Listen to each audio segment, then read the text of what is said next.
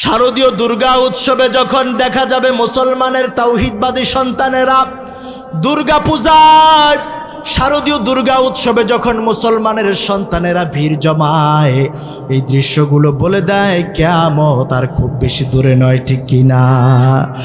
BBC সহ বিভিন্ন চ্যানেলে দেখলাম, রিপোর্ট হয়ে গেল এই বছর এত পরিমাণ মুসলমান হিন্দুদের পূজায় সমবেত হয়েছে, হিন্দুরা ঠিকমতো তাদের পূজা পালন করতে পারে নাই। ও মুসলমান, লজ্জা হওয়া দরকার। আপনার কদরের রাত্রিতে তো একটাবার রিপোর্ট করাতে পারলেন না যে এই বছর লাইলাতুল কদরে এত পরিমাণ মানুষ, হিন্দু মানুষ জমায়েত হয়েছে। মুসলমানেরা, রোজাদারেরা কদরের রাত্রিতে প্রথম কাতারে গিয়ে নামাজ পড়তে পারে নাই, ঠিক কি না? এমন একটা রিপোর্ট কি করাতে পেরেছেন?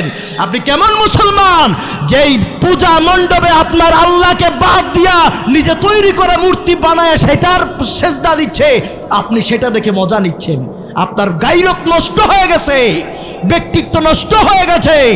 হযরত ওমর বলেছিলেন, ইজতানিবু আদাইল্লাহি ফি ঈদিহিম, আল্লাহর দুশমনদের উৎসবগুলোতে যাওয়া থেকে বিরত থাকো। আপনার আল্লাহকে বাদ দিয়া একটা মূর্তিকে সেজদা দেয় মুসলমান, আপনার কলিজাটা ফেটে যাওয়ার কথা, ঠিক কিনা? এই দৃশ্যগুলো যখন দেখা যাবে বোঝা যাবে কিয়ামতটা আর খুব বেশি দূরে। এই কাজগুলো করা যাবে?